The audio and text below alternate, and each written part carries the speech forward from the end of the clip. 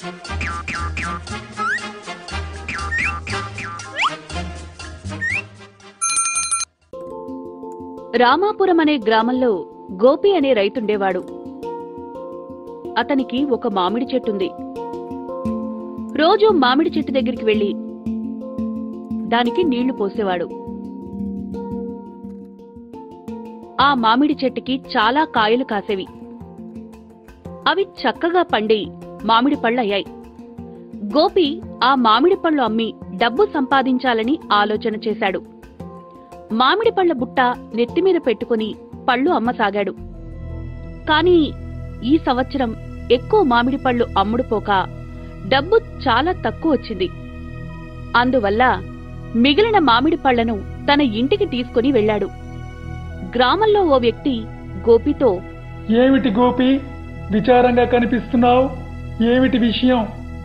ఏమీ లేదన్నా, మార్కెట్లో మామిడి పళ్ళ ధర పడిపోయింది. నేను పళ్ళను అమ్మలేకపోయాను అని చెప్పాడు గోపి. ఇలా చేయి గోపి, నువ్వు పట్నం వెళ్ళి అక్కడ రోడ్డు పక్కన ఈ పళ్ళని పెట్టి నేరుగా అక్కడ జనాలకు అమ్ము. నా స్నేహితుడు కూడా రైతు. అతను ఇలానే నేరుగా తన పంటను అమ్ముతాడు. అతనికి మంచి లాభాలు వస్తాయి గోపి. ఇలా చెప్పి ఆ వ్యక్తి అక్కడి నుంచి వెళ్లిపోయాడు. మరుసటి రోజు గోపి మామిడి పళ్ళు అమ్మడానికి బయలుదేరాడు.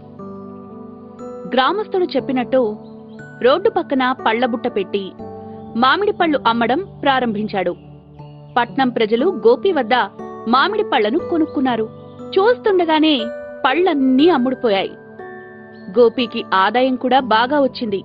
సంతోషంతో ఇంటికి తిరిగి బయలుదేరాడు. గోపి ఇంటి పొరుగునే దుర్బుద్ధిగల శంకర్ అనే ఒక రైతుండేవాడు. శంకర్ గోపి చేతిలో ఉన్న డబ్బు మూటను గమనించాడు. అతను చాటుగా దాక్కుని గోపి మరియు అతని భార్య మాటలను వింటున్నాడు. గోపి పట్నంలో రోడ్డు పక్కన పెట్టి మామిడి పళ్లను అమ్మి ఎక్కువ డబ్బు సంపాదించిన విషయం భార్యకు చెప్తుండగా మొత్తం విన్నాడు.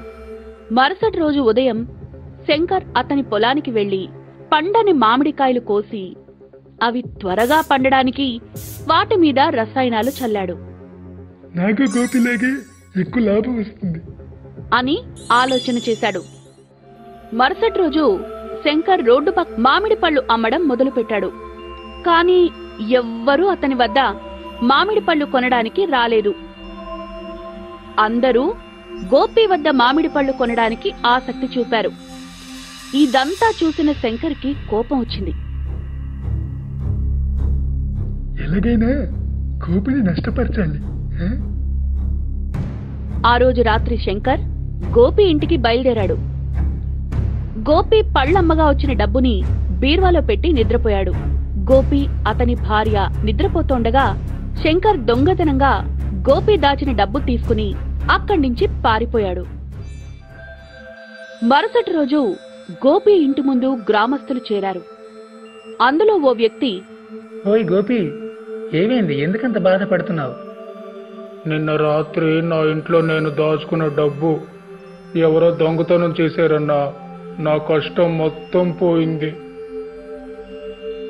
బాధపడకు. బాధపడినా ప్రయోజనం లేదు. పొలానికి వెళ్ళి పని చేసుకో. ఆ భగవంతుడు తప్పక నీకు సహాయం చేస్తాడు అని ఆ వ్యక్తి గోపితో అన్నాడు.